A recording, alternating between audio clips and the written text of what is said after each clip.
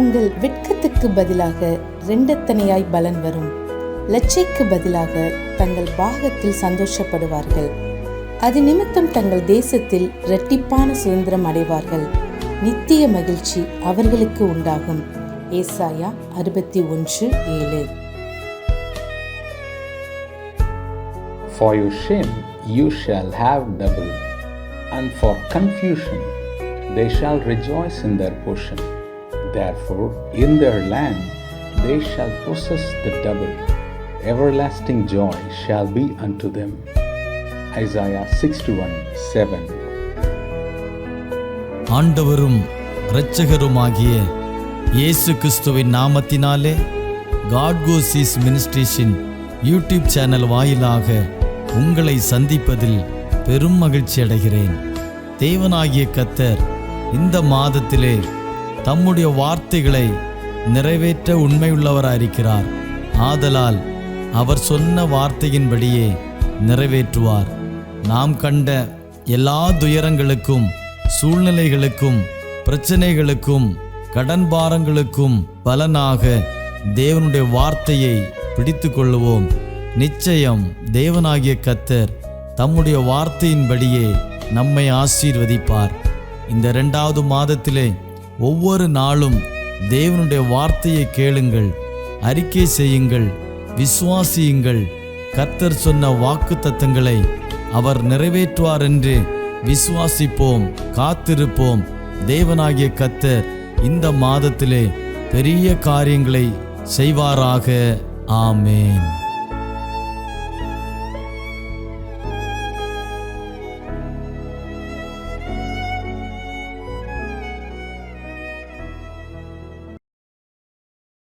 സ്തോത്രം. ദൈവനാമത്തിന് സ്തോത്രം, മഹത്വം ഉണ്ടായിരിക്കട്ടെ. അനുഗ്രഹിക്കപ്പെട്ട ഒരു നല്ല വിശുദ്ധ ദിവസം കൂടി കാണുവാനും സ്തോത്രം. വീണ്ടെടുക്കപ്പെട്ട ശ്രേഷ്ഠ ദൈവ മക്കളോടൊപ്പം ദൈവത്തിൻ്റെ മാറ്റമില്ലാത്ത വചനമായി ഒരു സാക്ഷിയായി ഒരിക്കൽ കൂടെ അതേ ദൈവമക്കളോടൊപ്പം ആയിരിക്കുവാൻ സർവശക്തനായ ദൈവം ഒരവസരം ഒരുക്കിയതിനായി സ്തോത്രം ചെയ്യുന്നു. പ്രത്യേകിച്ച് ഗോഡ്ഗൂസ് മിനിസ്ട്രിയുടെ സ്ഥാപകനായിരിക്കുന്ന കർത്താവിൻ്റെ ദാസൻ, കൂടെയായിരിക്കുന്ന എല്ലാ കർത്താവിൻ്റെ ദാസന്മാരും ഈ വചനം സ്തോത്രം കേട്ടുകൊണ്ടിരിക്കുന്ന എല്ലാ പ്രിയപ്പെട്ടവരോടുമുള്ള ഹൃദയംഗമായ സ്നേഹത്തെ അറിയിക്കുന്നു. അല്പസമയത്തെ ചിന്തയ്ക്കായി ആധാരമായി ദൈവം നമ്മളെ ഏൽപ്പിച്ചിരിക്കുന്ന തിരുവചനത്തിലേക്ക് നമ്മുടെ വിലപ്പെട്ട ശ്രദ്ധകളെ സ്തോത്രം പ്രാർത്ഥനാപൂർവം സ്വീകരിക്കാം. സ്തോത്രം. വിശുദ്ധ വേദപുസ്തകത്തിൽ പുറപ്പാട് പുസ്തകം 3-ാം അധ്യായം സ്തോത്രം 1 മുതൽ വായിക്കുമ്പോൾ യേശു ക്രിസ്തുവിൻ്റെ സ്തോത്രം ഇടപെടൽ മോശയ്ക്ക് ഉണ്ടാകുന്നത് നമുക്ക് കാണാൻ കഴിയുന്നു. എന്നാൽ അതിൻ്റെ 7-ാം വാക്യമാണ് നമ്മുടെ സ്തോത്രം പ്രസംഗ വിഷയം. സ്തോത്രം 7-ാമത്തെ വാക്യം. സ്തോത്രം 7-ാമത്തെ വാക്യത്തിൽ മോശയോട് കത്തുന്ന മുൾപ്പടപ്പിൽ നിന്നുകൊണ്ട് കർത്താവ് യേശു ക്രിസ്തു വിളിച്ചു പറയുന്നു. സ്തോത്രം. മോശയെ, എൻ്റെ ജനത്തിൻ്റെ കഷ്ടത ഞാൻ കണ്ടു. സ്തോത്രം 2 പ്രാവശ്യം എടുത്തു പറയുന്നു. ഊഴിയ വേലക്കാർ നിമിത്തമുള്ള സ്തോത്രം അവരുടെ നിലവിളി ഞാൻ കേട്ടു. സ്തോത്രം. 1, നമ്മുടെ കഷ്ടത കാണുന്ന ദൈവം. 2, ഊഴിയ വേലക്കാർ നിമിത്തം എന്ന് പറഞ്ഞാൽ ശത്രു നിമിത്തമുള്ള സ്തോത്രം അടിമനുഖങ്ങളിൽ ഇരിക്കുന്ന 430 വർഷക്കാലം 4.5 നൂറ്റാണ്ട് അടിമനുഖത്തിലിരുന്ന ഇസ്രായേൽ ജനത്തിന്റെ നിലവിളി ഞാൻ കേട്ടു. സ്തോത്രം. 2 കാര്യം വ്യക്തമാണ്. 1, ജനത്തിന്റെ കഷ്ടത കാണുന്ന ദൈവം. സ്തോത്രം. 2, ദൈവജനത്തിന്റെ നിലവിളി കേട്ട് ഇറങ്ങി വന്ന് ആ സ്ഥിതിക്ക് മാറ്റം വരുത്തുന്ന നമ്മുടെ കർത്താവ് യേശു ക്രിസ്തു. വിശുദ്ധ വേദപുസ്തകം വ്യക്തമായി വിളിച്ചു പറയുന്നു, മോശയ്ക്ക് 80 വയസ്സ്. അതേ സ്തോത്രം മിഥ്യോമിൽ ഇത്രോവിന്റെ ആടുകളെ മേച്ചുകൊണ്ടിരിക്കുമ്പോൾ സ്തോത്രം ഓരോ പർവ്വതത്തിൽ അതേ സ്തോത്രം ആടുകൾ വിട്ടുകൊണ്ട് നിൽക്കുമ്പോൾ കത്തുന്ന മുൾപ്പടപ്പ് കാണുകയാണ്. കത്തുന്ന മുൾപ്പടപ്പ് കണ്ട് ഇത് എന്ത് എന്നറിയാൻ വേണ്ടി മോശ നടന്നെടുക്കുമ്പോൾ ആ കത്തുന്ന മുൾപ്പടപ്പിനകത്തു നിന്നുകൊണ്ട് യഹോവയായ ദൈവം സ്തോത്രം, മോശേ നീ നിൽക്കുന്ന സ്ഥലം വിശുദ്ധ സ്ഥലമായിരിക്കാൻ. മോശെ എന്ന് വിളിച്ചിട്ട്, നീ നിൽക്കുന്ന സ്ഥലം വിശുദ്ധ സ്ഥലമായിരിക്കാൻ കാലിലെ ചെരുപ്പ് അടിച്ചിട്ടിട്ട് വരണം. നിന്നോട് എനിക്ക് ചില കാര്യങ്ങൾ പേഴ്സണലായി സംസാരിക്കുവാനുണ്ട്. എൻ്റെ ജനത്തിന്റെ കഷ്ടത ഞാൻ കണ്ടിരിക്കുന്നു. സ്തോത്രം. മറ്റാരും ജനത്തിന്റെ കഷ്ടത കണ്ടില്ല. നമുക്കറിയാം, സ്തോത്രം, ഇസ്രായേൽ യാക്കോബിന്റെ സന്തതിയെ ഇസ്രായേലാക്കി മാറ്റി വർദ്ധിപ്പിച്ചു. മിസ്രൈമിൽ ഇന്ന് അവർ അടിമനുഖത്തിലിരിക്കുന്നു. അടിമനുഖം എന്ന് പറഞ്ഞാൽ സാധാരണ അടിമനുഖമല്ല. സ്തോത്രം, വിവിധ തരത്തിലുള്ള കഷ്ടതകൾ അവരനുഭവിച്ചു കൊണ്ടിരിക്കുന്നു. ഒരു കാരണവശാലും മുന്നേറുവാൻ കഴിയാത്ത സാഹചര്യങ്ങൾ. എത്രയോ കുടുംബങ്ങൾ, വ്യക്തികൾ ഇന്നും, സ്തോത്രം, അന്നും അതേ സ്തോത്രം, ഒരുപാട് അടിമ നുഖത്തിലായിരിക്കുന്നു. ചിലവർ രോഗത്തിന്റെ അടിമനുഖത്തിലായിരിക്കുന്നു, ചിലവർ കടഭാരത്തിന്റെ അടിമനുഖത്തിലായിരിക്കുന്നു, ചിലവർ സ്തോത്രം കുടുംബത്തിനകത്ത് സമാധാനമില്ലാത്ത അടിമനുഖത്തിലായിരിക്കുന്നു. പലവിധമായ പ്രശ്നങ്ങളിൽപ്പെട്ട് ജീവിതമൊക്കെ തകർന്നിരിക്കുന്ന, നിലവിളിച്ചു കൊണ്ടിരിക്കുന്ന ഒരു നിലവിളിയുടെ ശബ്ദം നമുക്ക് വിശുദ്ധ വേദപുസ്തകത്തിൽ കാണാൻ കഴിയുന്നു. അതുകൊണ്ട് സ്തോത്രം, ദൈവജനത്തിന്റെ കഷ്ടത കാണുന്ന ഒരേ ഒരു വ്യക്തി കർത്താവ് യേശു ക്രിസ്തുവാണ്. മറക്കരുത്. പുതിയ നിയമ ബൈബിൾ നമ്മൾ പഠിക്കുമ്പോൾ ദൈവജനത്തിന്റെ കഷ്ടത കാണുകയും കഷ്ടതയ്ക്ക് തക്കവണ്ണം നീക്കുപോക്ക് തരുന്ന ഒരു നല്ല കർത്താവിനെ നമുക്ക് കാണാൻ കഴിയുന്നു. നമുക്കറിയാം, യേശു ക്രിസ്തു സ്തോത്രം യെരിഹോവിലൂടെ നടന്നു പോകുമ്പോൾ തിമ്നായിയുടെ മകനായ ബർത്തിമായി നിലവിളിക്കുകയാണ്. ആ നിലവിളിക്ക് സ്തോത്രം തന്റെ കൂടെ ആയിരിക്കുന്ന യേശുവിന്റെ ശിഷ്യന്മാർ പോലും അത് സ്തോത്രം അതിനെ ശ്രദ്ധിക്കാതെ പോകുമ്പോൾ, കൂടെ ആയിരിക്കുന്ന പുരുഷാരം ശ്രദ്ധിക്കാതെ പോകുമ്പോൾ സ്തോത്രം, യേശുവേ ദാവീദ് പുത്ര, നീ എന്നോട് മനസ്സറിയണമേ എന്ന് പറഞ്ഞ് സ്തോത്രം തിമ്നായിയുടെ മകനായ ബർത്തിമായി നിലവിളിക്കുന്നു. ആ നിലവിളി കേട്ടുകൊണ്ട് യേശു തിരിഞ്ഞു നിന്നു. യേശു തിരിഞ്ഞു നിന്നിട്ട് അവനെ കൂട്ടിക്കൊണ്ടുവരുവാൻ പറഞ്ഞു. അവനെ കൂട്ടിക്കൊണ്ടുവരുമ്പോൾ യേശു ചോദിച്ചു, ഞാൻ നിനക്ക് എന്ത് ചെയ്തു തരണം? റബ്ബൂനി, എനിക്ക് കാഴ്ച പ്രാപിക്കണം. അവന് തത്സമയത്ത് കാഴ്ച കൊടുക്കുവാനിടയായി. ആരൊക്കെ ദൈവസന്നിധിയിൽ നിലവിളിച്ചിട്ടുണ്ടോ അവരുടെ സ്ഥിതിക്ക് ദൈവം മാറ്റം വരുത്തിയിട്ടുണ്ട്. പ്രത്യേകിച്ച് ശ്രദ്ധിക്കണം, ദൈവമക്കളായിരിക്കുന്ന ഈ നാളുകൾ വചനം ശ്രദ്ധിച്ചുകൊണ്ടിരിക്കുന്ന ദൈവമക്കളെ വിടുവിക്കുവാൻ നിലവിളിക്കുന്നത് പലവിധമായ നിലവിളിയുണ്ട്. ഇരമ്യാവിന്റെ പുസ്തകം നമ്മൾ പഠിക്കുമ്പോൾ ഇരമ്യാവ് നിലവിളിക്കുകയാണ്. ഇരമ്യാവിനോട് ദൈവം ഇറങ്ങി ചെന്നിട്ട് പറയുന്നു, നീ എന്നെ നോക്കി നിലവിളിക്കാം. സാഹചര്യങ്ങൾ നോക്കിയല്ല, നിന്റെ തകർച്ച നോക്കിയല്ല, രാജ്യത്തെ നോക്കിയല്ല, രാജ്യത്തെ ഭരണ സംവിധാനങ്ങൾ നോക്കിയല്ല, വിടുവിക്കുവാൻ കഴിയാത്ത, രക്ഷിക്കുവാൻ കഴിയാത്ത സ്തോത്രം ആരെയും നോക്കി നാം നിലവിളിക്കരുത്, നാം കരയരുത്. സ്തോത്രം, കരയുന്നുവെങ്കിൽ ദൈവസന്നിധിയിൽ കരയുക, നിലവിളിക്കുന്നുവെങ്കിൽ ദൈവസന്നിധിയിൽ നിലവിളിക്കുക. യേശുവേ, നീ എന്നെ രക്ഷിക്കണമേ, എൻ്റെ കുടുംബത്തെ രക്ഷിക്കണമേ, എൻ്റെ കുഞ്ഞുങ്ങളെ രക്ഷിക്കണമേ. ഇന്നിരിക്കുന്ന സ്തോത്രം സാഹചര്യത്തിൽ നിന്ന്, ഇന്നിരിക്കുന്ന പലവിധമായ രോഗങ്ങളോ ദുഃഖങ്ങളോ പ്രയാസങ്ങളോ വേദനകളോ ഒറ്റപ്പെട്ട അനുഭവങ്ങളോ കണ്ണുനീരോ ആ അനുഭവങ്ങളിൽ നിന്ന് ദൈവം എന്നെ വിടുവിക്കണമേ, എൻ്റെ കുടുംബത്തെ വിടുവിക്കണമേ എന്ന് ആരൊക്കെ ഈ ദിവസങ്ങളിൽ ദൈവത്തോട് ദൈവസന്നിധിയിൽ നിന്ന് നിലവിളിക്കുന്നു, അവരെ വിടുവിക്കുവാൻ സ്വർഗത്തിലെ ദൈവം, സ്വർഗത്തിൽ അടങ്ങിയിരിക്കുന്ന ദൈവമല്ല, ദൈവത്തിന്റെ സ്വഭാവത്തെ ദൈവം വെളിപ്പെടുത്തുകയാണ്. ദൈവത്തിന്റെ ഇടപെടൽ ശക്തമായി അവിടെ വ്യാപരിക്കുകയാണ്. മോശേ, എൻ്റെ ജനത്തിന്റെ കഷ്ടത ഞാൻ കണ്ടു. സ്തോത്രം, ഒരുപക്ഷെ അപ്പൻ നമ്മുടെ കഷ്ടത കണ്ടു കാണില്ല, അമ്മ നമ്മുടെ കഷ്ടത കണ്ടു കാണില്ല. സ്തോത്രം, അവരൊക്കെ നോക്കുമ്പോൾ സ്വാഭാവികമായ ഒരു ജീവിതം നയിച്ചു പോകുന്നു. അവർക്ക് നമ്മുടെ ഹൃദയത്തിന്റെ വേദനയോ നാം അനുഭവിക്കുന്ന കഷ്ടതകളോ ശരിയായിട്ട് അങ്ങോട്ട് സ്തോത്രം മനസ്സിലാക്കുവാൻ ഉദ്ധരിപ്പാൻ കഴിയാത്ത സാഹചര്യങ്ങളായിരിക്കും. പക്ഷേ ദൈവം നമ്മുടെ കഷ്ടത കാണുന്ന ദൈവമാണ്. നമ്മുടെ കഷ്ടത കണ്ടിട്ട് മാറി നിൽക്കുന്ന സ്തോത്രം അകന്നു നിൽക്കുന്ന ഒരു ദൈവത്തെ അല്ല ഞാനും നിങ്ങളും ഈ ദിവസങ്ങളിൽ ആരാധിക്കുന്നത്. ആ കർത്താവ് സ്തോത്രം തന്റെ ജനത്തിന്റെ കഷ്ടത കണ്ടു. ഊഴിയ വേലക്കാർ നിമിത്തമുള്ള അവരുടെ സ്തോത്രം നിലവിളി ഞാൻ കേട്ടു. മോശേ, അതുകൊണ്ട് അവരെ എനിക്ക് രക്ഷിക്കണം, നീ അവരെ രക്ഷിപ്പാൻ കടന്നു പോകണം. 80-ാമത്തെ വയസ്സിൽ മോശയോട് ഈ ശബ്ദം കേൾക്കുമ്പോൾ മോശ പല വിമിഷ്ടങ്ങൾ പറഞ്ഞുവെങ്കിലും ഒടുവിൽ സ്തോത്രം മോശ സമ്മതിക്കുകയാണ്. എന്തിനെ? ജനം കഷ്ടതയിൽ ഇരിക്കുന്ന ജനത്തെ വിടുവിക്കുവാൻ ദൈവത്തിന്റെ സ്തോത്രം ഇടപെടൽ അവിടെ വ്യാപരിക്കുകയാണ്. സ്തോത്രം ഫറവോനും സൈന്യവും ശക്തമായി ഇസ്രായേലിനെ ഉപദ്രവിച്ചു കൊണ്ടിരിക്കുമ്പോൾ, അവിടെ തലമുറയെ ഉപദ്രവിച്ചു കൊണ്ടിരിക്കുമ്പോൾ, ദേശത്തിൽ നിലവിളി ഉയർന്നുകൊണ്ടിരിക്കുമ്പോൾ, ഓരോ ഇസ്രായേലിന്റെ ഓരോ എബ്രാഹിമിന്റെയും കുടുംബത്തിനകത്ത് നിലവിളി ഉയർന്നുകൊണ്ടിരിക്കുമ്പോൾ, ആ നിലവിളിക്ക് ഒരു സ്തോത്രം എന്നേക്കുമായി ഒരു ഫുൾ സ്റ്റോപ്പ് ഇട്ട് അതിനെ മാറ്റം വരുത്തുന്ന ദൈവത്തിന്റെ ഇടപെടൽ മിസ്രൈമിൽ ഉറങ്ങിച്ചെല്ലുകയാണ്. സ്തോത്രം, ഇന്ന് കാലം ഈ വചനം ആരെങ്കിലും വേദനയോടെ ദുഃഖകരമായ അനുഭവത്തിൽ ഒരുപക്ഷെ ഒരു കിടക്കയിൽ കിടന്നോ, ഒരു സ്തോത്രം ഒരു യാത്രയിലോ സ്തോത്രം ഒരു ചർച്ചിനകത്തോ വീട്ടിനകത്തോ ഇരുന്ന് വചനം കേൾക്കുന്ന പ്രിയപ്പെട്ടവർ ഓർക്കണം, സ്തോത്രം ഈ ദിവസങ്ങളിൽ നമ്മുടെ കഷ്ടത യഥാർത്ഥമായി കാണുന്ന സ്തോത്രം നമ്മുടെ കർത്താവ് നമ്മുടെ കഷ്ടതയിൽ കാണുന്ന മാത്രമല്ല ഇറങ്ങി വരും. നാം നിലവിളിക്കുന്നുവെങ്കിൽ യേശുവേ നീ എന്നെ വിടുവിക്ക എന്ന് നിലവിളിക്കുമ്പോൾ കണ്ണുനീരോട് നമ്മുടെ ഭാവങ്ങളെ ഏറ്റുപറഞ്ഞ് നമ്മുടെ നമ്മുടെ കുറവുകളെ ദൈവസ്ഥാനിൽ സമർപ്പിച്ച് നാം പ്രാർത്ഥിച്ച് ദൈവത്തോടെ നിലവിളിക്കുമെങ്കിൽ ആമേ സ്തോത്രം ഏത് വിഷയത്തിലും ദൈവം ഇറങ്ങി വന്ന് ആ വിഷയത്തിനകത്ത് ഒരു വലിയ സ്തോത്രം നീക്കുപോക്ക് തരാൻ, ഒരു വലിയ മാറ്റം തരുവാൻ, ഒരു വലിയ വിടുതൽ തരുവാൻ, ഒരു വലിയ ദൈവപ്രവൃത്തി വെളിപ്പെടുവാൻ, ഒരു വാഗ്ദത്തത്തെ തരുവാൻ കഴിവുള്ള കർത്താവായ യേശു ക്രിസ്തു ഈ പൽക്കാലം നമ്മുടെ നടുവിൽ ഇറങ്ങി വന്നിട്ടുണ്ട്. ഓ സ്തോത്രം. അതുകൊണ്ട് ആമയെ സ്തോത്രം തിമായിയുടെ മകൻ വ്യർത്ഥമായി മാത്രമല്ല നിലവിളിച്ചത്. സ്തോത്രം അനേകർ പുതിയ നിയമത്തിൽ നിലവിളിക്കുകയാണ്. നയീൻ എന്ന പട്ടണത്തെ കുറിച്ച് പഠിച്ചാൽ ഓ സ്തോത്രം യേശു ക്രിസ്തു പട്ടണവാതിൽക്കൽ എത്തിയപ്പോൾ പട്ടണത്തിന്റെ അകത്തുനിന്ന് പുറത്തേക്ക് ഇതാ സ്തോത്രം വിധവയുടെ മകൻ മരിച്ചു, അവനെ സ്തോത്രം മറവ് ചെയ്യാൻ കൊണ്ടുവരുന്നു. ഒരു നിലവിളി ഇവിടെ ഉയർന്നുകൊണ്ടിരിക്കുന്നു. ആ വിധവയോട് ദൈവം പറഞ്ഞു, നീ കരയണ്ട. ഓ സ്തോത്രം, നീ കരയണ്ട. നിന്റെ കഷ്ടത, നിന്റെ സ്തോത്രം നഷ്ടം നികത്താൻ എന്റെ യേശു കടന്നു വന്നിട്ടുണ്ട്. ആ മഞ്ചലത്തിൽ തൊട്ടു. ഓ സ്തോത്രം യുവാവേ എഴുന്നേൽക്ക എന്ന് പറഞ്ഞു.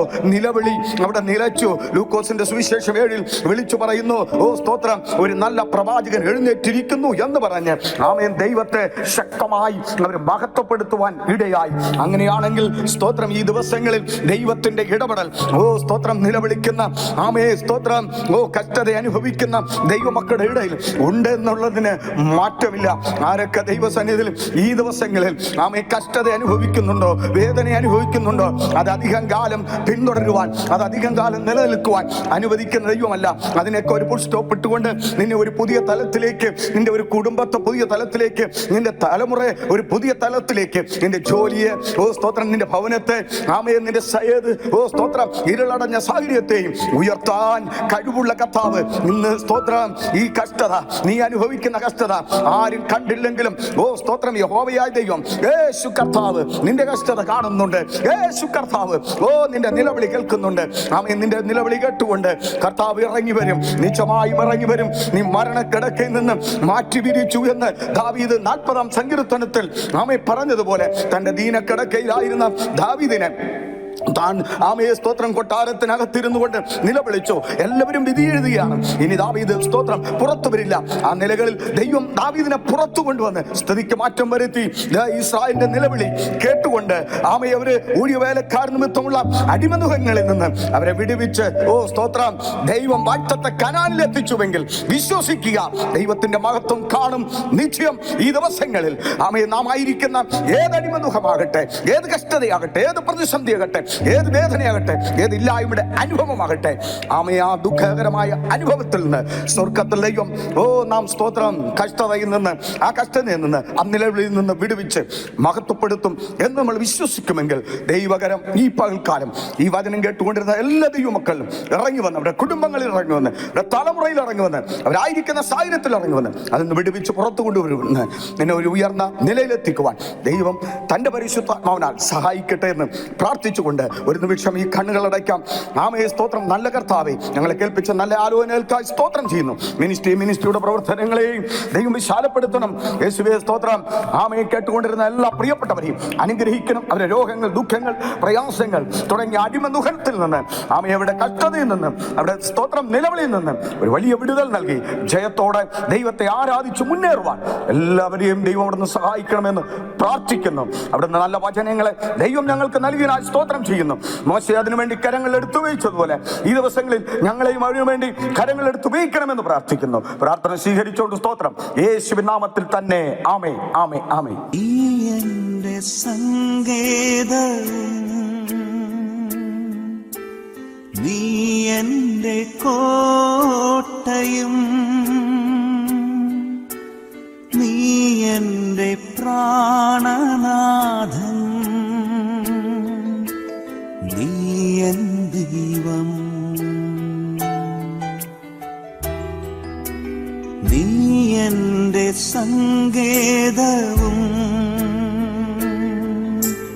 നീ എന്റെ കോട്ടയും നീ എന്റെ പ്രാണനാഥൻ നീ എൻ ദൈവം.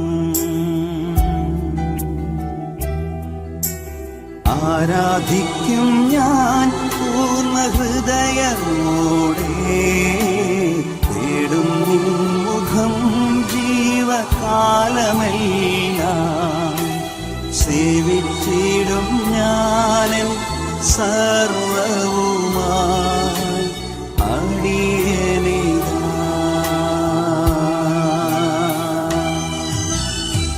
അടിയനിതാ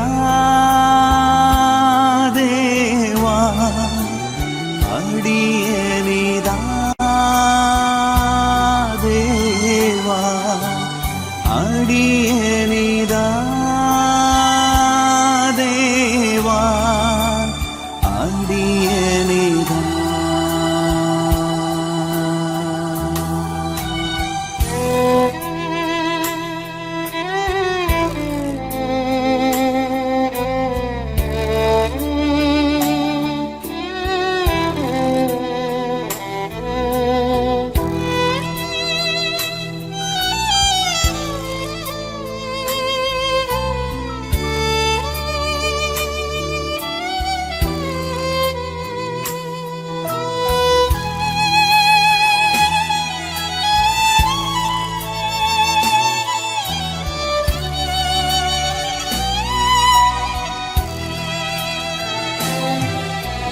നീ എൻ്റെ രക്ഷകനും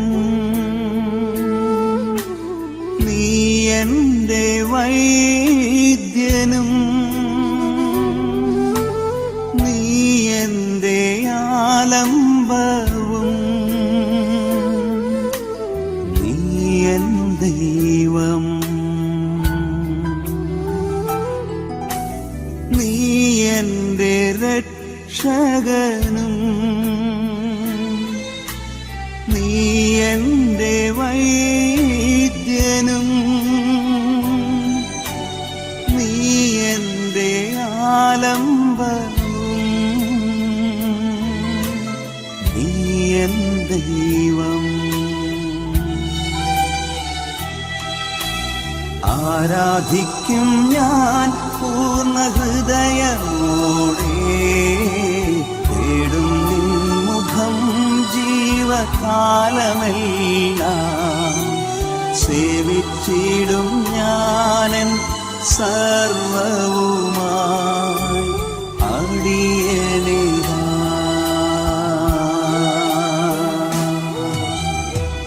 അടിയനിതാ ദേവാ അടിയനിതാ ദേവാ അടിയനിതാ ദേവാ അടിയനിതാ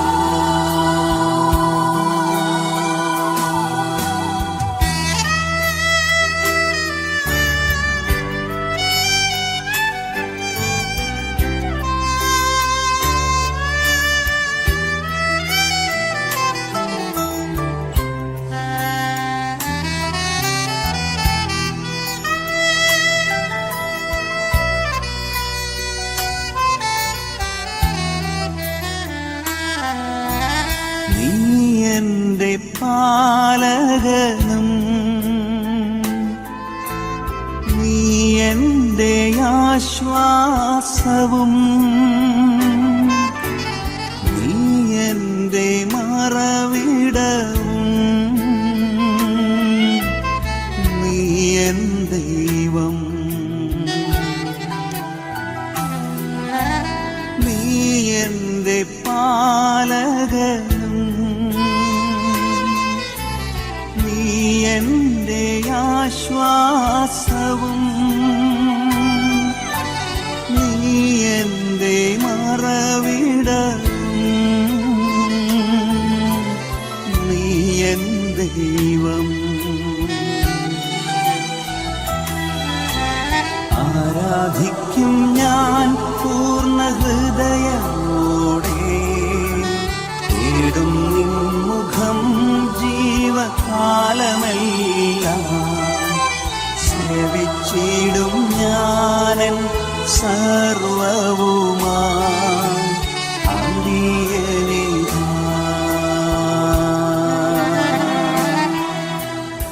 ആരാധിക്കും ഞാൻ പൂർണ്ണ ഹൃദയമോടെ തേടും നിൻ മുഖം ജീവ ജീവകാലമെല്ലാം സേവിച്ചിടും ഞാനൻ സർവവുമായി